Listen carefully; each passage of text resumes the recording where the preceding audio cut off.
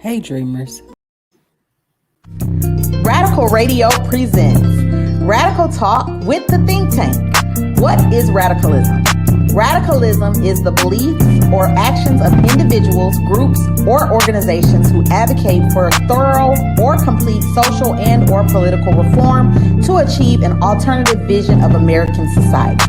Join us as we engage in conversations regarding radical changes to lifestyles as they relate to physical, mental, and social well-being in North Chicago, Illinois. And let us know if these changes can relate to your city too. Listen, join the founder of the North Chicago think tank, William Coleman, and the founder and host of the Radical Radio podcast for an also radical discussion. Let's go, y'all. Hey, what's happening? What's good, y'all? This is your girl, Coach L. You are tuned in live with Radical Radio and William Coleman, the founder of the North Chicago think tank. Y'all already know what it is. This is the moment where we can have radical talk with the North Chicago think tank. So I definitely want to thank you guys for tuning in. This is an opportunity where we can talk about radical changes within our community and what we would like to see within our community as far as the change. So I wanted to go ahead and introduce Billy Coleman, who is the founder of the North Chicago think tank. The North Chicago think tank is a policy research, reform, and advocacy focused project aimed at improving the quality of life for citizens of North Chicago, Illinois, by building and growing local power, creating spaces for Black imagination and innovation, and centering Black joy. What's up, Billy? How you doing? What's up? I'm doing great. How are you? I am doing absolutely great. I am so thankful that, we were able to get on. You guys missed us last week. We had some power outages, but we are back and we are on a roll. This is every other week that we will be here. Every other Wednesday at 8 p.m. we will be here. I'm sorry for the background noise, y'all. My whole family is just here today. But we are here because we definitely want to move into another topic that Billy has put together on this series. We are doing a series from, I think we started in December and we're going all the way until May. We have a lot of different topics that we want to talk about surrounding our communities and how we want things to be in our communities and the change that we want to see in our community. And these are radical changes, y'all. Radical changes. We're not talking about, just doing something and, being okay with a little bit of change. We're talking about making radical changes, not only within our community, but how about this? Before we can make radical change in our community, we got to make radical changes within ourselves, right? Right. So this is what this segment and this series is all about. I'm so grateful that Billy decided to collaborate with Radical Radio. I believe that we have a great chemistry. We have a great relationship. So, it's only right for us to get together and have these awesome radical conversations, y'all. So going into this series, we're changing we're changing the trajectory of where we're going. We're going to talk about defining and demystifying community duties and roles required to facilitate healthy approaches to extreme changes in existing views, habits, conditions, or institutions aimed at helping improve physical, mental, social well-being in North Chicago, Illinois. For you guys that don't know, we are from Lake County, Illinois. Billy is from North Chicago, Illinois. And the North Chicago think tank focuses on the change he wants to see in his community where he was born and raised, North Chicago, Illinois. I want to encourage you guys, this doesn't only pertain to North Chicago, Illinois. What he's doing is he's actually giving you topics, discussions, and thoughts that you can then take into your own communities and you can make those adjustments, those changes on your own. So like I said, we do focus on North Chicago, Illinois, but I want to encourage you, if you are a community leader, if you are a community advocate, if you are just a village keeper that wants to see change in your community, you can make the changes. So y'all see my dogs, they saying hello. Hello, everybody. That's from Gucci and Major. But we're gonna go ahead and we're gonna get into it. Billy, you ready? Before we get started, I want to remind everybody 3 key words that we talk about on these in these discussions, because sometimes people can ask themselves, why do we need radical change? Why do we need to be talking about these things? So the three words that we focused on last month were thriving, prospering, and flourishing. And I want you to continue to ask yourself, am I thriving? Am I prospering? And am I flourishing? And if the answer to that, and I'm gonna be honest, my answer is no, because I'm always fighting to thrive. I'm fighting to prosper. I'm fighting to flourish. I'm getting by. I'm making things work, but that's not the goal of life. The goal of life is for us to be thriving. And I just want to remind you that thriving is to grow vigorously. It's not to be limited. To prosper is to reach a height of development, and to flourish is to become strong in your activity or your enterprise. So I just want to keep pumping that the North Chicago think tank is about challenging everyone to say we're not thriving yet. I'm not going to continue to congratulate you on helping us get by. For example, like a food bank. I get it. It's a food bank, but that's not thriving. That's not flourishing. That's not prospering for the people. I want them to have food security. So I just wanted to kind of center that and let everybody know that if you need help understanding why we're going in these directions and why we're talking about these things, flat out is because I want to see our people thrive. I want to see our people flourish, and I want to see our people prosperous. And we talked at length about, thriving, flourishing, and prospering. And let me tell y'all, ever since we started the series, we've had 2 episodes, right? And we talked about those key elements in our communities and within ourselves. And like Billy said, no, I don't feel that way either. But it just makes me feel real good that we're focused on getting there. Right? That's the mindset shift that we need to have, because I don't know about you guys, but I know at some point in time in my life, I was just kind of like, getting by and just really, like when we had that thought where, going to the club was just everything that we needed, or, just hanging out with our friends was everything that we needed. And we couldn't wait until Friday came because we was going to turn up. Like, that was very limited thinking and very limited, it's okay to have fun, but what is the impact? Like, what are we doing to grow? What are we doing to sustain? What are we doing to do better? That's where my mind is now. And what better time to be in that place of a shift? Because at some point, your mind has to shift if you want to grow. And I'm talking about grow this way. You don't want to, you start from the bottom, but you want to get up here. So, it just gives us that opportunity to have that type of mindset where we're growing and we're thriving and we're flourishing and, we're prospering. That's when you really, really get it that, okay, I'm going to another dimension. I'm going to another level. Things are changing, and they're changing for the better. So I just thank you for that. And, I want you guys to keep those key factors, because now that I've heard it, now that we've discussed it, like, it's funny because I've heard other people use those terms and I'm like, yeah, we're on the same wave. Like, that's the right frequency. That's the type of frequency that I want to gravitate to. I want to gravitate to people who have that mindset that they are wanting to flourish. They are wanting to prosper. They are wanting to thrive. So when I hear those key words, I'm like, okay, we on the same frequency. So let's go ahead and get into it.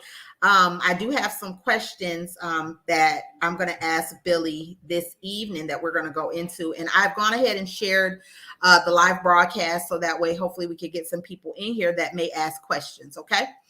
So what roles should we see in a community that is thriving, prospering, and flourishing? What should we see? Like, what does that look like? And let me say this before Billy get into it. Billy is in Acapulco, y'all. He is going through diving. He is doing so much in Acapulco.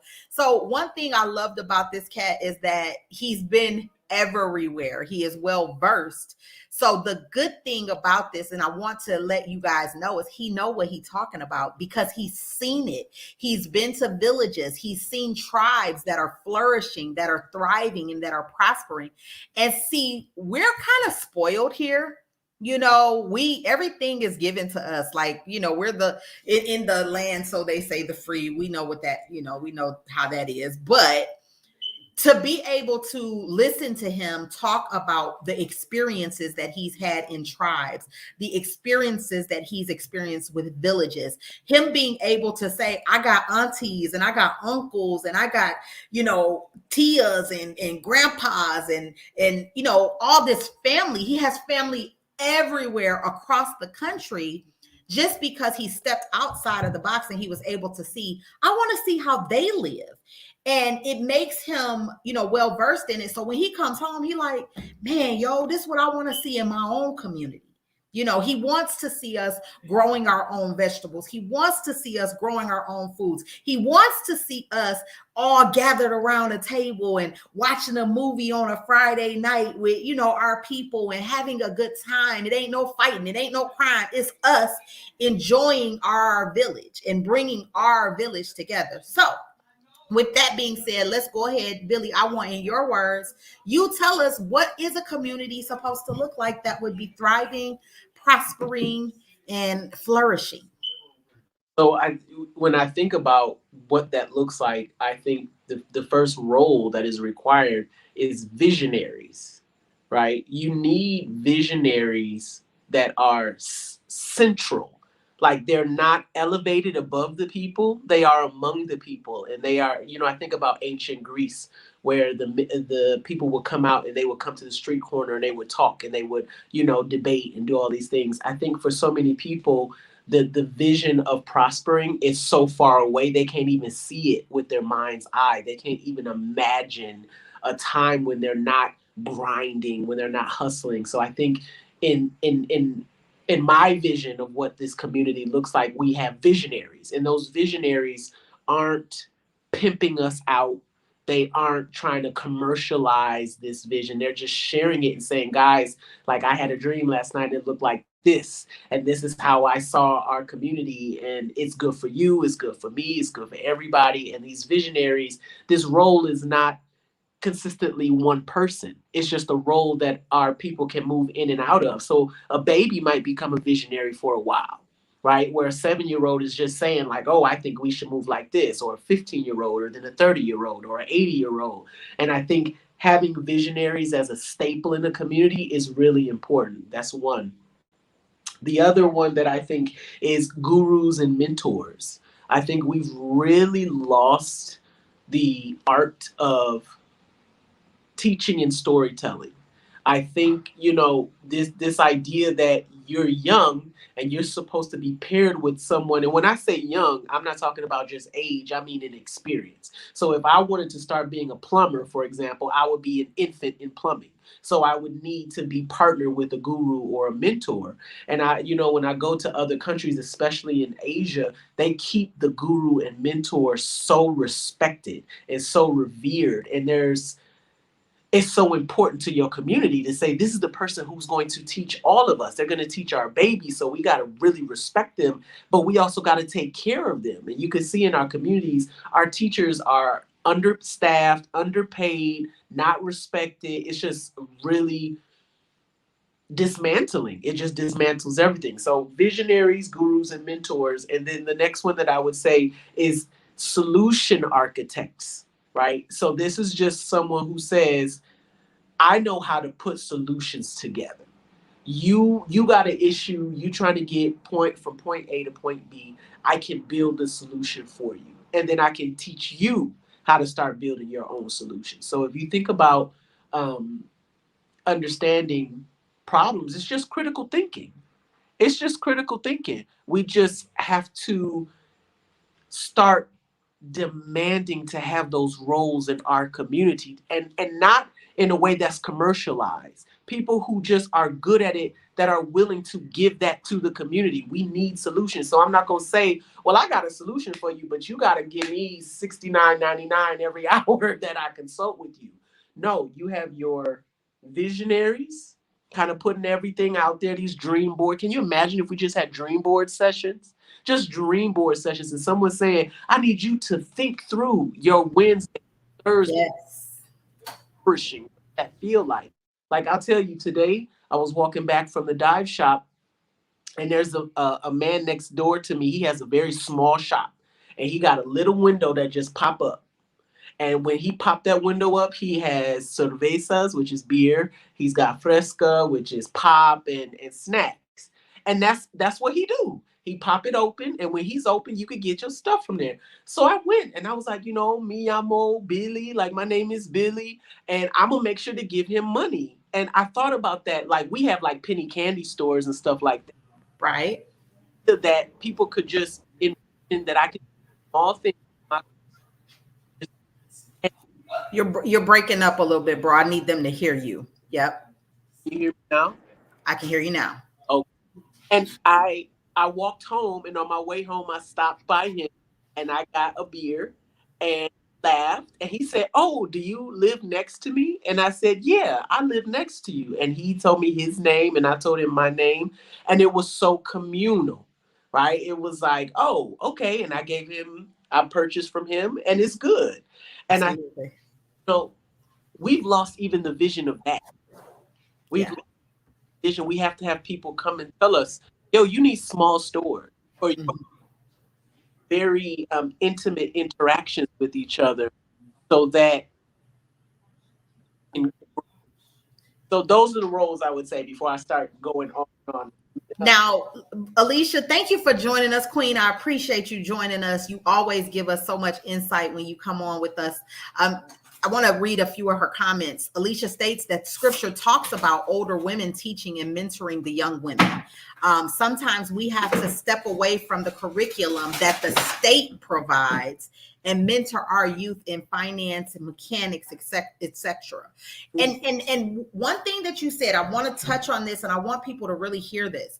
What Billy is saying, like, listen, there are so many people within our community that have a passion for our community.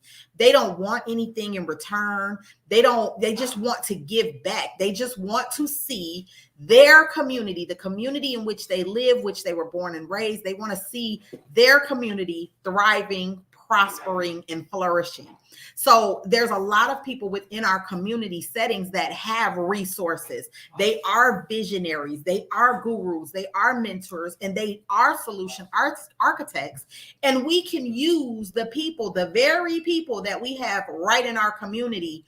And one thing that I've seen Billy speak on a lot is we need to get those people in these government entities. We need to get those people in there to teach our people of our community. Like, it shouldn't be, oh, you need a bachelor's degree in order for you to be able to teach a class in finance. If you're doing well and you have the resources to teach it, why not let them?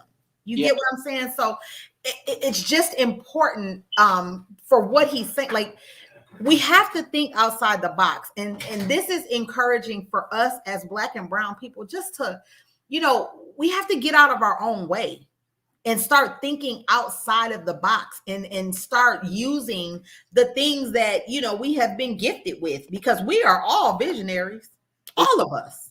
And I think visionaries also, when we talk about visionaries, we are times pigeonhole them or make it as if they always talk about the future. But sometimes the visionaries, they look back, Yes. remind you of what was working in the past. And I think also when we talk about gurus and mentors, we don't have to get so complicated. My grandpa would, every time he saw me, he would say, "You need to get under this hood with me. You need to get under this hood with me. I need you to watch me take this carburetor apart. I need you to watch me fix it. I need Yeah. you to watch me do whatever." And there was a passing of knowledge. That's it. Absolutely. Absolutely. With me. Show you how to toilet. I'm gonna show you how to put this shower head in. Those little things, when I'm traveling abroad, I'm seeing that they're still doing that. Yeah. They're saying, "Look, the roof next door is broken. So 5 of us need to get together and go over to this person's house. You know how to do this. You know how to do that. We're going to come together and we're going to fix this roof." But Yeah. what us in our community is nobody knows how to do it no more. So now we got to pay somebody. And that wasn't the way. And so those visionaries have to remind us to say, who out here know how to fix a flat? You need to teach 5 people how to fix a flat. And then those 5 people need to teach another 5 people how to fix a flat. That way, catch a flat, somebody will pull over and help you fix You that. better know it. You better know it. Absolutely.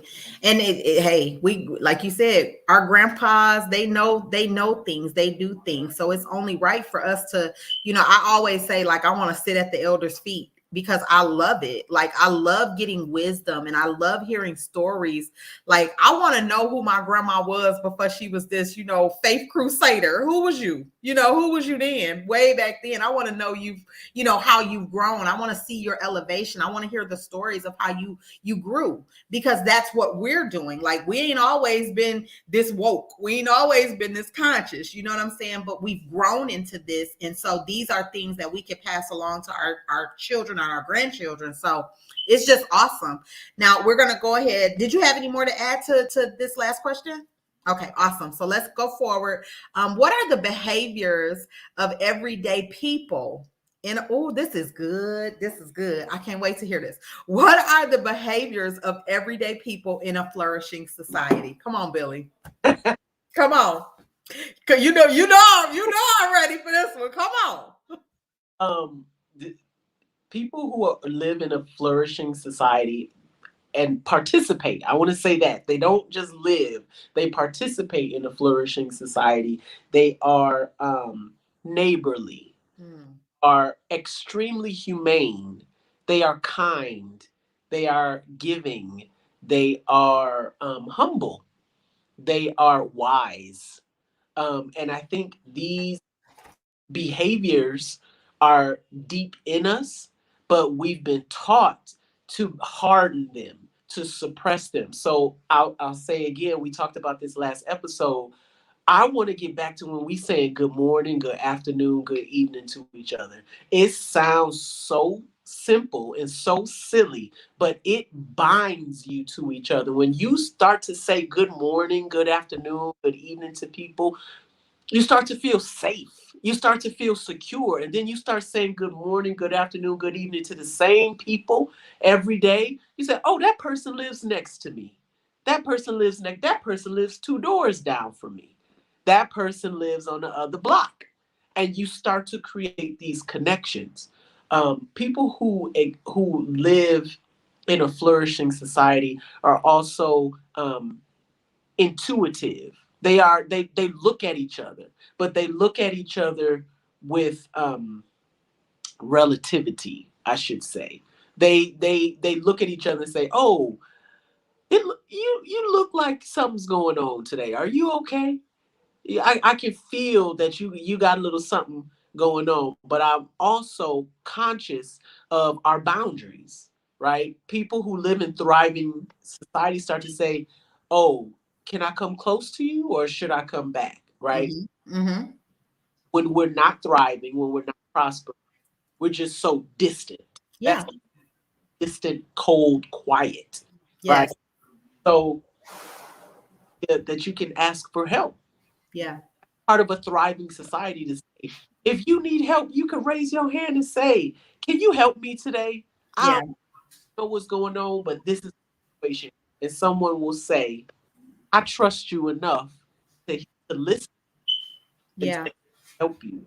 But as you know, in our society, in our homes, not our homes, in our, Well, let's talk, because in our homes, and let me just be transparent here. When I wake up in the morning, I'm saying good morning, right? But in some of our homes, the whole family will wake up and nobody is saying good morning. Think about if we have children in our home and we're waking up and we're not even saying good morning to our children, and then they have to go to school. You know what I'm saying? Like, I had a position in corporate America, and our boss, the big boss, he would come in every morning and he would not say hello. And it was the most disrespectful thing to me ever. And I felt disrespected, because I'm like, hey, here I am. I'm working for this company and I'm working for you and you hired me. And, you know, I was bright and bushy tailed when you hired me, but then now you come in, you don't speak. Like there's not even a good morning. It makes a difference. You know, we're getting away from a lot of us don't even know who our neighbors are. Yep. Right. So, you know, for me living in the South, you know, it was really odd to me when I first moved here and you would drive in your subdivision and everybody waving and, hey, how you doing? I'm thankful that I had the experience to live in the South where I was able to get that, because now everywhere I go, when I go back home and I'm in Illinois, I'm like, hey, how you doing? They looking at me like I'm crazy, but I'm speaking. You know, I need you to see that, you know, hey, I feel like I'm, you know, I want to be in a flourishing society. I want to be in a flourishing community. So I'm going to speak and I'm going to smile and I'm going to say hello. So it makes a difference. It does. I mean, I think even to that curiosity, that exploration piece is to me a part of a flourishing society. Yes. I don't want to live in a space where I'm scared to go to the left or to the right or forward or back. Right. Space where I'm scared to come out just because the sun is not up. That's flourishing for me. I want to see old people, young people walking. I want to see young couples holding hands, pushing baby carriages. That's a sign of flourishing when people are outside and they're not scared to Yeah. exist alongside each other. And that's it's missing. And that's why I'm saying that to say, why ain't nobody doing their exercise outside today? Right. Why ain't nobody their dogs? And if people are walking, are they closed? Like are they headphones in and head, Mhm. or are they up and bright? That's Yes. about living in a flourishing society. You're bright. The energy in you is glowing because you're happy. So you're exuding all of this peace and nobody's mad at you about it, right? Because Yeah. this Oh, that's good. That's good. Nobody's mad because you could be. Let me tell you, and I'm gonna say this, y'all, because I didn't see like I would be riding around and I might see Billy. Like when I was at home, I would see, especially in the summertime, Billy used to always go to the beach, didn't you? And I would see Billy walking to the beach, y'all. And I'm telling y'all, it was like he was just a breath of fresh air, just walking, minding his business, and just getting to where he needed to go. And it was almost like, even though I knew him, but it was like if you didn't know him, you knew that like he wasn't bothered, he wasn't worried, he was feeling good, and he was just like living. You know what I'm saying? And that is what you would see in a flourishing community. Everybody is just living, everybody is experiencing, everybody is just enjoying the moment. Because I think right now, so many of us get caught up and we're missing like the most amazing moments, because guess what? We got to get on our phone and we got to capture it. We got to take a picture of it. We got to go live, and we're missing like genuine moments just to be in the moment, and right? that's an important point to make because sometimes even we miss a moment because we're waiting for it to be an event, right? For these events when really life is happening around you all the time. Yeah, So yeah, me going, that was one of my living behaviors, my thriving. I was like, I'm gonna get up in the morning and I'm gonna walk and get my coffee, and then I'm gonna walk down to the beach and I'm gonna enjoy the waves. I'm gonna watch the moon yes, because I deserve that. This is yes, my earth. This is my morning. This is my time. I think that those are behaviors I want to see in the community. yeah, You know, we lived in North Chicago. People didn't even know they had a beach. They right. know, you know, they were so afraid or so locked into certain behaviors that they said, well, can I walk and go get a coffee? Yeah, you can walk and go get a coffee. Absolutely. Visit the bakery down the street. Yeah, you can go visit the bakery down the street. And you can ask questions about whose bakery it is and what's the family story. Like that used to be us. Yes. I'm so afraid of that. So I think those behaviors, that curiosity, that willingness to introduce ourselves to each other, um, Mhm. and just the willingness to be kind. Yeah. No, if somebody is walking next to you, you just assume the best. Yes. You're not being stupid. This isn't about a lack of critical thinking. This is Right. about being a lick. This Yeah. is dumb. This is about saying I want to invest positive energy into my community so that I can get that positive energy. Back. Yes, indeed. Yes, indeed. I hope you guys are enjoying the conversation. These are conversations we have all the time. Like, this is what I love. I'm just going to keep it real. Like, these are the type of conversations that I absolutely love to have. I pray, like my prayer is that these conversations will get bigger and the round table will get bigger, and we'll be able to, if I come back home and I'm visiting, I'll be able to go into a spot where y'all always have these conversations and we just chilling and we just, vibing and just having a good time amongst each other. That's just, a vision of what I would love to see in our community once, we get to that place of flourishing, thriving, and prospering. So, the next question that I have for you, Billy, is what is I can't hear you. oh, I'm sorry, I'm muted. What is community duty in your opinion? What is community duty in my opinion? Community duty, in my opinion, is to give truth, Mhm. give love, and to give time. Yes. That's what I believe. I think it's scary to be honest with ourselves and to be honest with each other. But when we don't do that, the lies just kind of permeate. They just grow and they fester. And so everyone's hiding. They're Yeah. hiding. I think a duty to be honest. You ain't got to be telling your business to everybody. That's not what I'm saying. But I'm saying little by little, you should be surrounding yourself with with souls, with people who are genuine and authentic enough that you can start to be truthful more time than not, That right? part. Yeah.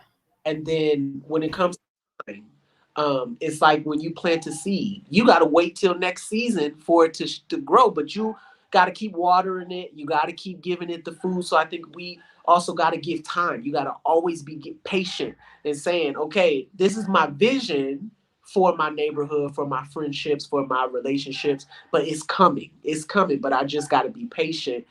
And and then like I said, love, that affection, we got to get back into natural affection. That's a duty, in my opinion. So when I was taught very young, like, you have to be affectionate to the elderly. You're not allowed to be cold to them. You're not allowed to be mean to them. You're not allowed to see an elderly woman or man suffering with something or struggling with something and you able bodied and you don't help them. That's Absolutely. I was taught that, and it's in.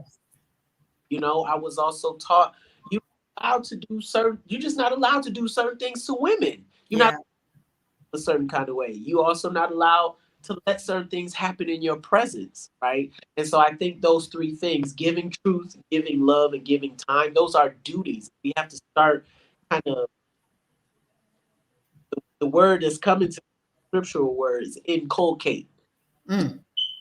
Take that. You put that into your sons and daughters, and we have Yeah. doing that with our kids and start telling them, like, the music and TV is telling you to be cold and telling you to be mean and telling you to not give a F about nobody except your bag and your this and your that. But that's not how we gonna get where we need to get. You That, have it. You got to start caring about people. If you got to start letting yourself feel that. You woo. somebody, you got to let your empathy start to grow to where you feel it and you say, dang, that happened to them.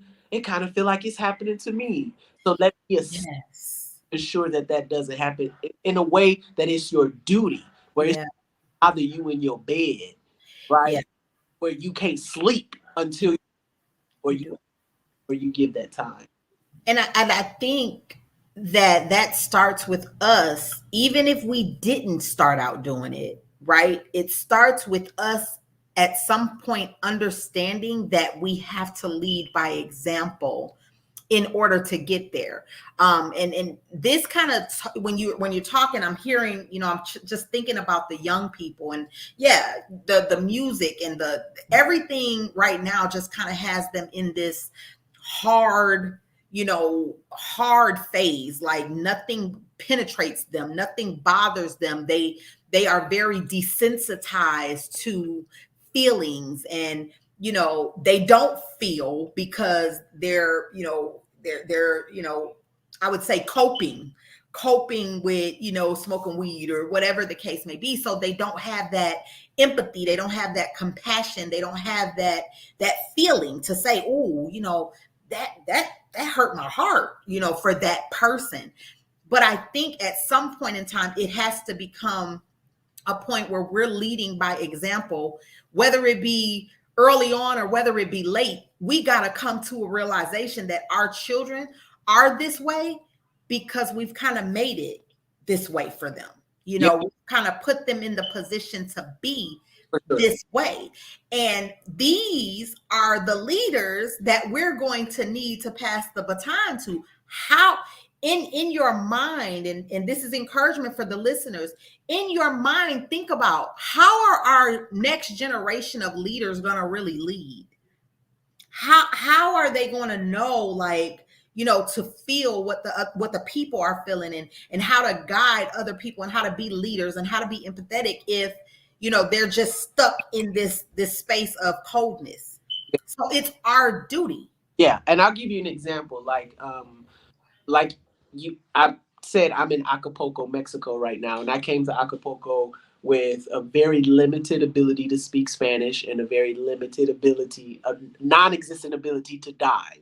And I kind of watched as I'm every day I'm practicing my I, Mhm. yo estoy practicando yo, which means I am practicing my Spanish. Mhm. I probably said that wrong for my people, but I say that to say, in the time that I've been here, no one was mean to me. That part, yeah. They don't have to be nice to me about me not speaking. Yeah. Seen in the United States, people be really mean and really animal about people not speaking English. Yeah. Horrible way. It's Yeah. not. And thank you, Angela. But you know uh, what they say to me every time I love. They say, you know what? Spanish is harder to learn than English because Spanish is a gender specific language. So Wow. and it's feminine versus masculine. So they Yes. love, they give me that affection, they give me that time. And then every person that I've met, they've taught me a new phrase or a new word And they're eager to do it, aren't they? in a Yeah. love, passionate way. So instead of beating me like a stranger, like an animal, they're saying, let's build the community. You in the Mhm. with us, right? So let's, Yeah. We want to see you thrive. and that's what I want to see at home, right? Yeah. Yeah. The people who speak 4 or 5 different languages but happen to not, right?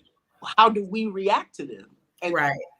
moment, every moment, we have a chance to be loving, right? Every chance we have uh patient, Yes. honest, right? Yeah. We could also take the time to say, well, maybe I should learn a new language to see what it feels like. Or Yeah. try something new. So, I think there's so many opportunities. I say that to say there's so many opportunities to do it better, right? Yeah. Yeah. I wasn't patient, or I Yeah. was, or I wasn't honest. Every day you get a new sunrise, you get a new get To do it better. better. And it's funny because as you're sitting and we're talking about this, just thinking about just our communities and the work that we've done in our communities. I want to give you your flowers now and say, you've always been very patient. You've never talked down. You've always wanted an understanding. You've always had a listening ear to be able to hear, and even if something was misunderstood, to understand. You know what I'm saying? And what I've learned too is I don't want to, like, I love everybody in our community that is for the community, because it takes a village. It takes all of us to make some positive changes, right? And I may not agree with the way you do said thing, right? But I'm not going to beat you up.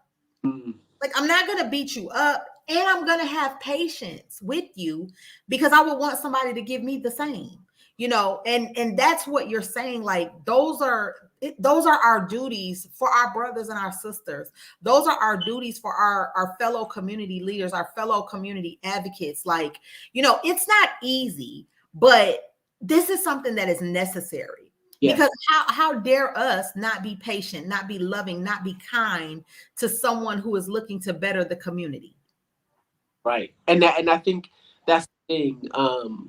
I'm gonna drop another word that I love, which is symbiotic, right? We always see trees, and they carbon dioxide. I mean, they give off the oxygen and we give the carbon dioxide, right? And Mm-hmm. are always doing that. And the environment is filled with all this healthy air. But if trees were off unhealthy, right? And so You breaking up a little bit now, bro. I'm sorry. Still a little sketchy, I think. what about now? That's good. Okay. So yeah, I was talking about the trees. And can you imagine if the trees had oxygen? Yeah. We have to ask ourselves, I'm not giving truth, if I'm not giving love, if I'm not giving time, what am I giving? Because Right. you are contributing something to the community. And if it's not positive, it's right. It has to start to become our duty. Yeah. If I'm not giving positive, then I must be giving negative. Right. Let me clean that up, because I don't want that in my community. Let me clean that up. That's it. Let me clean that up. Let me get that right. You know what I'm saying? Like, doesn't mean that we need to beat you up, because that's not it. But let's give the time and have the patience for them to clean it up, right? Next question is, what happens when someone doesn't? And I think we're on that roll, right? What's up, Drew? What's up, good? What's up, bro? So good to see you, Drew. He say, I found Billy. Yep, I found him. Oh my goodness. Now, I think we're already on this kind of wave. What happens when someone doesn't fulfill their duty in a thriving community, in a thriving society? Can you repeat the question one more time, just so I can? Sure. What happens when someone doesn't fulfill their duty in a thriving society?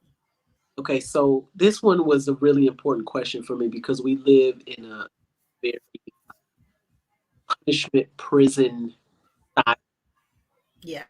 society, and it really hurts Black and brown bodies. And when someone doesn't do what is good for the community, we have to acknowledge it, because they're hurt. Yeah. It's because they're hurt. And they need rehabilitation. They need some sort of healing. And so, in my vision for Thrive, there are a series of rehabilitation centers. Yeah. Humane rehabilitation centers. Humane is the word. Acknowledge that, you know what?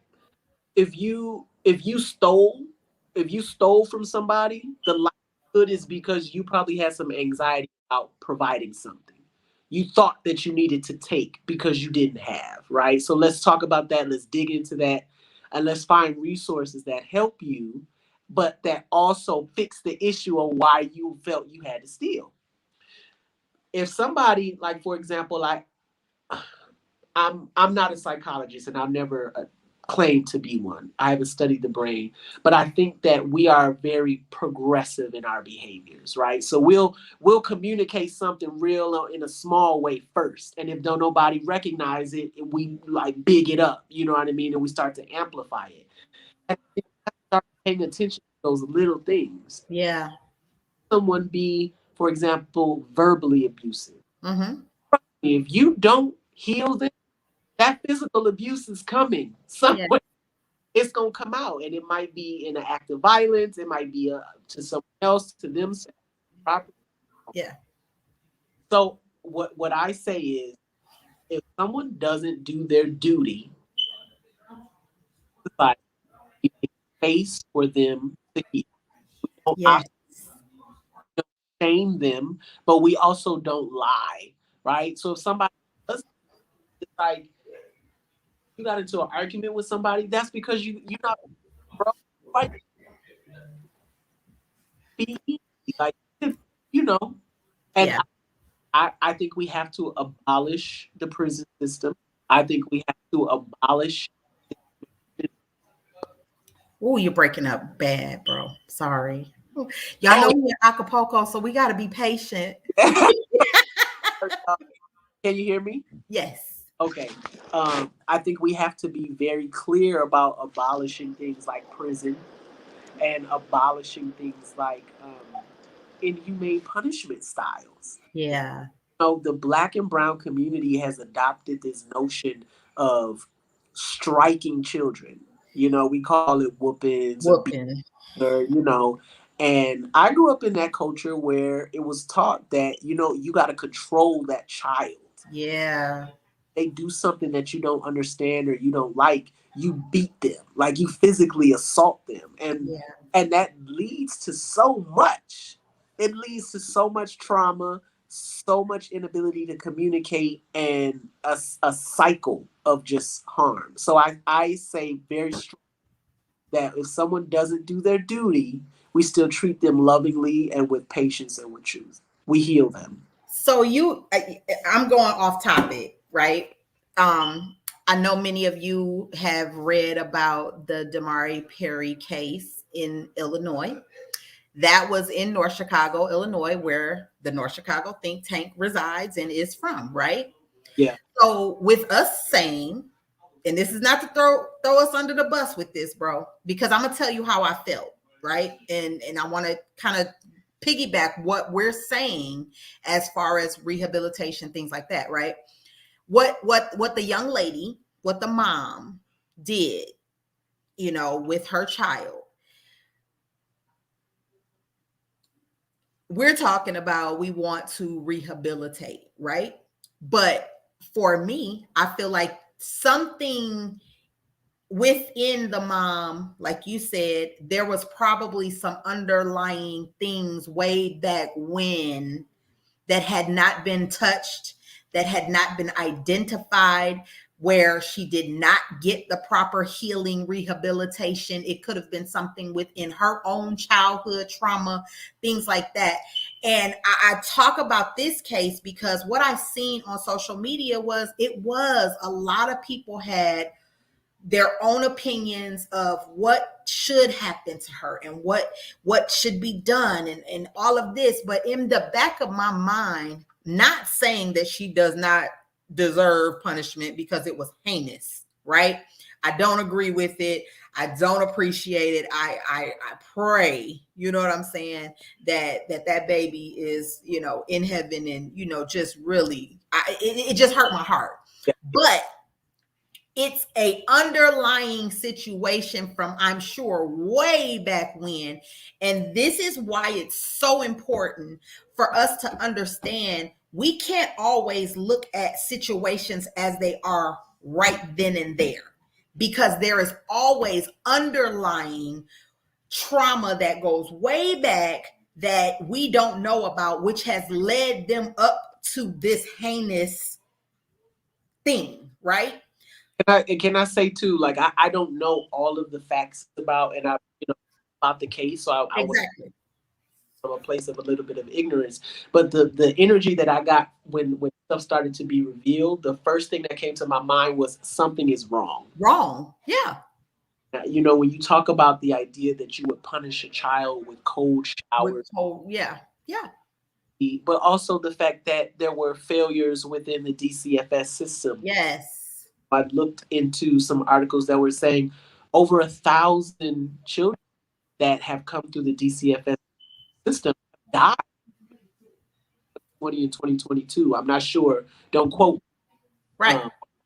There's something wrong, and I don't know if there was like that baby had been removed or it had been given back, but the idea that like children and horrible things can be happening to these children.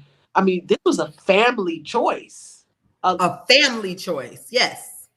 Involved in doing whatever was being done and then choosing to lie about what happened. There was a into that. So I think, when you talk about the dismantling of a healthy family, that's what was on display. Right. I don't know the situation between the mom and the father, but also like, that goes back to our relationship with sex and like Yes. babies and putting babies into these unhealthy situations. So I say it's starting to prove that everything around us is saying, y'all, prospering, we're not flourishing, and we're definitely not thriving.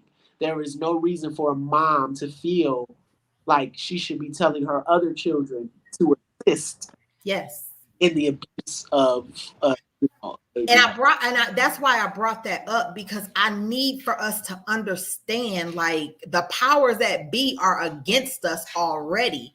So at some point in time, we got to get to that place where we like, yo, because this happened in our community, we're not thriving. We're not prospering. We're not flourishing. What do we need to do to make sure that these type of things don't happen in our communities? Like, it's real out here, y'all. And a lot of people don't think, a lot of people say it's lame that we would talk about breaking generational curses and talking about how the judicial system has played on us and how DCFS have had all these cases. Nobody wants to talk about these things, but this is what we need to be discussing. And can I say that this on the 24th through the 26th, I am partnering with the Lake County Health Department Behavioral Center to become certified as a mental health first aid certification course teacher, so that I can start going out into the community and help people start to notice the warning signs about mental health deterioration. So absolutely, me and Jerry will also be in the class with you, bro. Like, for real, like. And it's just amazing that they've given us this opportunity to become instructors so we can go into our communities and teach our people how to become mental health first aiders. Like, it is big. It's very important because we need to be able to see it and pinpoint it. Angela said DCFS is failing our kids in so many ways. DCFS could soon be fined up to $2,000 a day until Director Mark Smith complies with the judge's orders to appropriately place 2 children into proper homes. Wow. Like, these are conversations because, like I said, I've watched Billy go and ask for documentation. I've watched him say, look, y'all said this say this. Where the other documentation at? Because I don't see it. We got to start being bold. We got to we do got to be loving. Yes, we do got to be patient. But see, sometimes it takes for us to be bold and go to our elected officials and say, hey, we put you in office. We need some answers. We want you to tell us how you got here. How are we here? And this is what this is all about. Just helping us to, get that empowerment to do the things that we need to do to make radical changes in our community, right? Right. So before we go, we got 3 minutes. I got to get the last question in. This be so good, y'all. Y'all don't be knowing what y'all missing. Like, for real, it'd be real good. Oh God, I lost it. Okay, let me see. I'm sorry, Billy. Here we go. So describe a flourishing community of Black people. Give great detail. So we might go over, but y'all better rock with us. This is a challenge that I want for all of us. I want us to imagine in great detail what that looks like, right? So I said Black people because I think our culture, the culture of Blackness, is not as paramount as others, right? So like I'm in Acapulco, right? And every Thursday is pozole night, right? And it's a soup, and it's a soup that's either in white, red, or green sauce, and it's either in chicken or pork. Uh-huh. It's got a cultural background to it, right? Mm-hmm. Cultural ties, in my vision, they're flourishing, Yeah. right?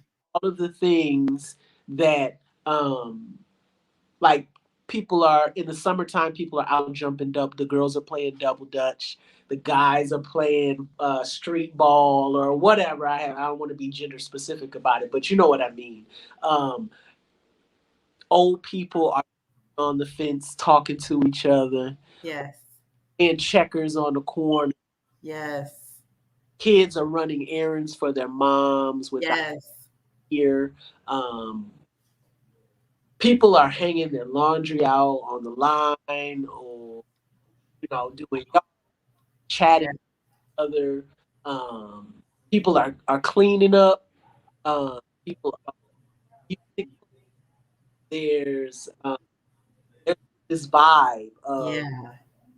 not only existing but like thriving in the moment, feeling whether it's springtime, you really feel it. Yeah. If it's fall, the change, pumpkins out, walk in, have, I don't know, apple cider or whatever. Children are walking back and forth to and from school or after school programs. Uh, People are walking back and forth to their place of worship or their place of meeting. Yes. Or there are small stores where people are getting ready, you know, fruit, vegetables. Like that just make you want to be like, oh, Yeah, yep, like I want to be there. Like, yep. And yeah. I think that's the thing is, I really, well, I know I'm always out and about, but I really encourage people to look at these cultures that I'm engaged Mhm. in, that they're still doing it. They're still doing it. They're still like right now. I could just walk down the street to the tortilleria and go get my fresh tortillas. And let me tell you something. I can't go back. I can't go back to no restaurant. Wow. I done got a fresh tortilla from the tortilleria. Oh my goodness. Wow. Butchers. We used to go to the small butcher. There was a butcher on one block, a butcher on another block. You got your small corner stores, or you got your. There's a man that comes by and sharpens the knives. Wow. Knives. You wait for the man to come and he sharpens the knives. So I think you know we have to be looking at these other cultures around us to say it exists. We're not into something that don't exist. We are looking to these other cultures that are doing it well, and we're bringing it. Let them. Yeah. Yeah. North Chicago is full of people from different cultures. It is. Yes, it is. And I think that when you talk about BIPOC brown, they could be flourishing together without stamping each other out. And that's what I see. I see people saying, "Oh, Monday night is salsa night, Tuesday night is dance hall night, then we got a hip hop night."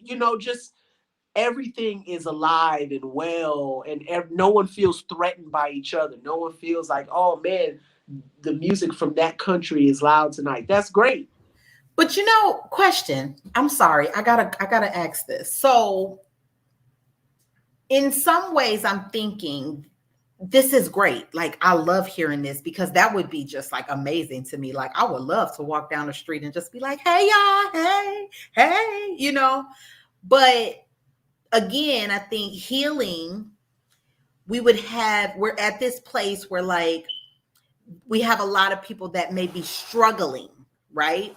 So because they're struggling and they have the weight of the world on their shoulders, and they're not able to just live free in this manner, that it's not feasible. um so we have to get to that place. Like what would be the like, and we can save this for the next show, but I would want to ask, like, I know it I just don't like, I don't know how we can get there. You know what I'm saying? It's about creating safe spaces. That's what Okay. I think.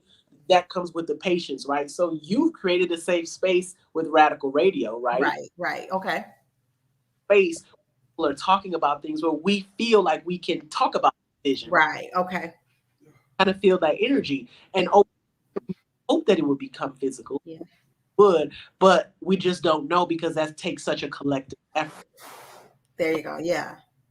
Have more of these spaces pop up to where people say, yesterday, Radical Radio was talking about this vision.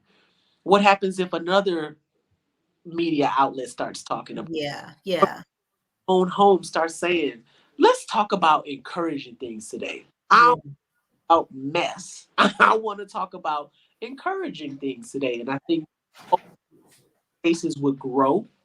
Those spaces would grow and they would start to kind of merge on each other.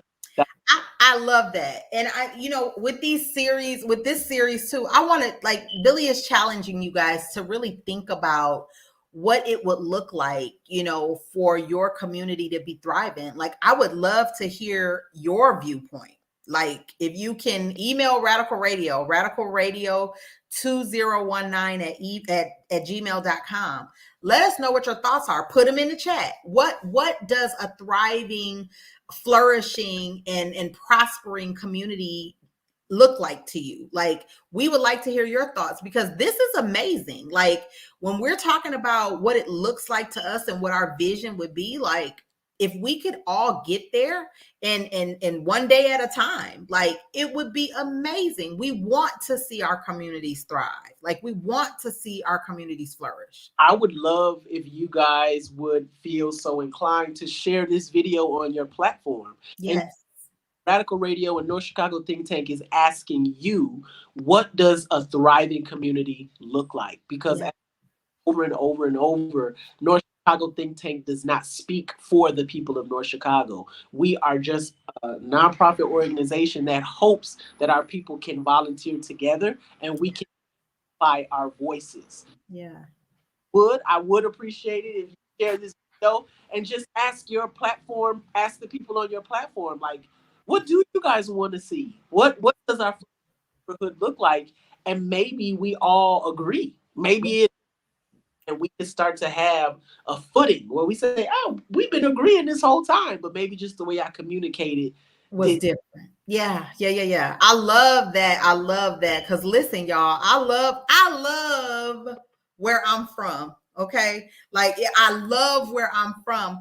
And I would love even more to be able to come back home and see the change and see the growth and see us moving towards thriving, flourishing, and prospering in Lake County, in North Chicago, in Waukegan, in Zion, in Lake Bluff, in, all these big places that are in Lake County, because Lake County is huge. So this was awesome. Thank you again, Billy. I appreciate the collaboration. I'm always rocking. We rolling together, brother. I appreciate your wisdom. I appreciate your dialogue. And I thank you for sharing, your life with us, because, we all, can go to Acapulco just like Billy and do the dargone thing and do the same thing that he's doing. And he wants us to, y'all. He wants us to be able to do the same thing. So again, this is a collaboration series with Radical Radio and the North Chicago Think Tank. I thank you guys for rocking with us this evening. Don't forget, share this broadcast and share with your platform. And we want to hear from you. What do you want your community to look like if it's thriving, if it's prospering, if it's flourishing? We want to know what you think. So y'all go ahead and share and let us know. I love you guys. We will be back. Not next Wednesday, but the Wednesday after. Every other Wednesday at 8 p.m. Radical Radio and the North Chicago Think Tank will be live. We thank you guys. Bye. Peace.